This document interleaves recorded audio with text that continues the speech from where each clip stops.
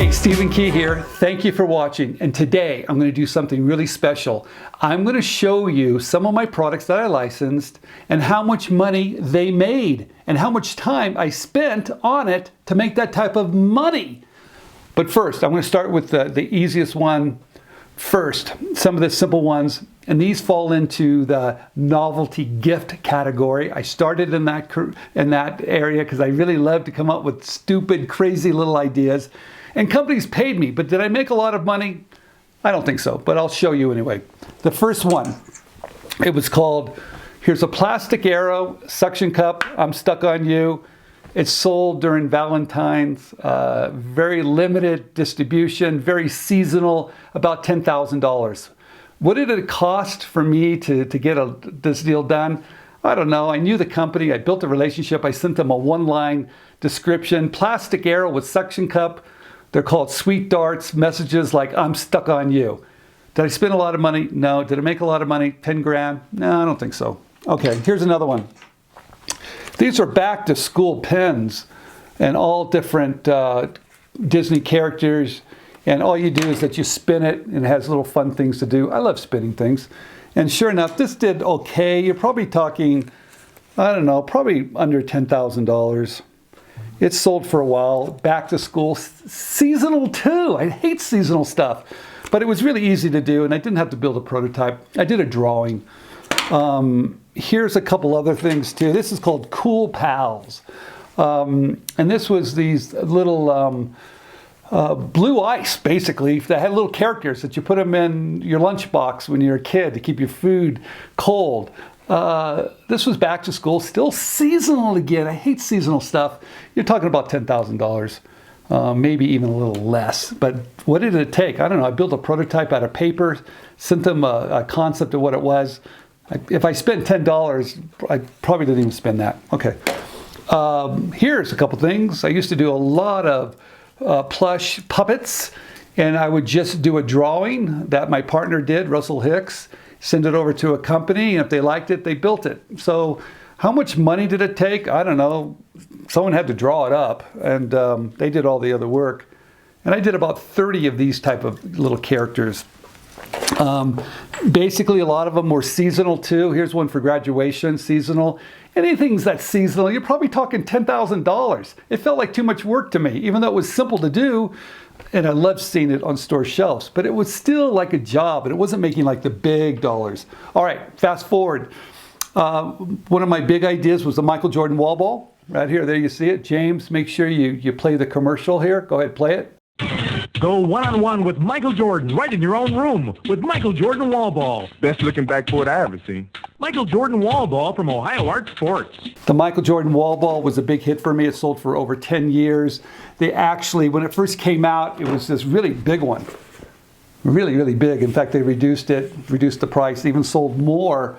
And of course, they did different types of basketball players. There's Grant Hill. This is Penny Hardaway. Yeah! 10 years. First year was about $100,000 in royalties. Woo, loving it. It was every store had it. It was on end cap. It did very, very well. And like I said, there was a little commercial to go with it. They even had little ones, like these little mini ones.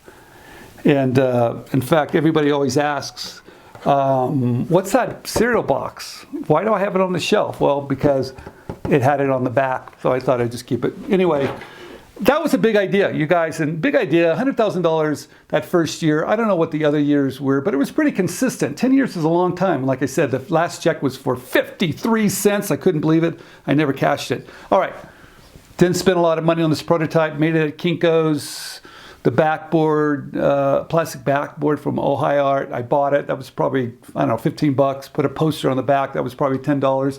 So we're probably talking $25, and I sent it off. And sure enough, 3 days later, I had a licensing agreement. Easy breezy stuff. All right, what about big ideas? You guys, my big idea was basically called Spinformation. It was a rotating label that I collected royalties for, I don't know, close to 20 years. And it was on products such as Nescafe coffee. James put a little picture of Nescafe coffee. Jim Beam, put another picture up. They can see that too. In fact, you see it right here.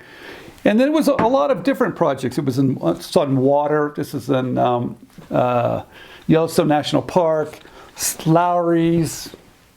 James, you can put some other photographs, and also AccuDial. This is how to spin the label to get the correct dosage of your child by the weight, not by the age. James, put the commercial up where people are dancing in the aisle at Walmart. Come on, miss. You love twist and learn.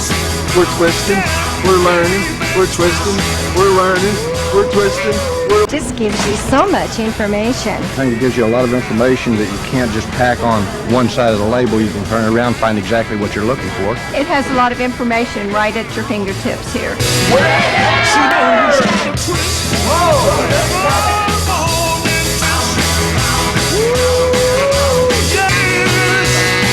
Also put the one of Alex Trebek if you can. Sundown Herbals presents its remarkable Twist and Learn label. It works like an herbal information center that helps you learn about herbs simply by turning the label. Sundown's new Twist and Learn label, where to turn for help.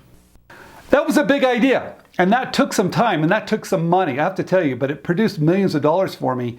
My checks quarterly were about $250,000 a quarter, and it did a lot of money for me, you guys. I have to say, it was my big idea. It's my one big idea. How much money did it take? It didn't take so much money, but it took time. It took like 6 months of my time going down to the company, making sure they could make it correctly. I was in Modesto. The company was down in Monrovia, so I had to drive each week to go down there. But also, I got rejected 100 times. So yeah, I spent a lot of prototyping, sent it to the companies. I didn't give up. My total expenditure, I don't know, maybe 20 grand. I'll put a big number. It cost me $20,000, if that. But it produced so much money for me that it was well worth every cent. So hopefully that gives you kind of a range, right? If you're doing this for the money, don't do this. If you're looking for how much you're going to invest and how much you're going to get back, be careful with that, I would say, because there's some ideas, and a lot of you like to build prototypes. You like to file patents. You like to spend all this money, and you don't even determine if anybody wants it. My method, things that I've been teaching you, build a prototype, make a sell sheet, do a sketch, do something really, really quick that costs basically nothing, get it to a company to tell you they like it or not. That way you're not spending time and money. That way you're really using your resources and see if you got a winner or not. That's the best way to do this, to save yourself some expense and heartache. Woo! Stephen Key here. Thanks for watching. And hopefully you liked me sharing all my details, because a lot of people don't like to share how much they make. I understand it. I don't really mind. In fact, I think it's good for you guys to hear the highs, the lows, the mediums. It's all the way around. Once again, Stephen Key here. Subscribe down below. Tell your friends. Thank you for watching. Hi, this is Stephen Key, and I just want to thank you for watching InventRight TV. We're here to save you time, save you money, and show you how you can bring your products to market through licensing. So please, subscribe down below, click on the button, and tell your friends. Thank you.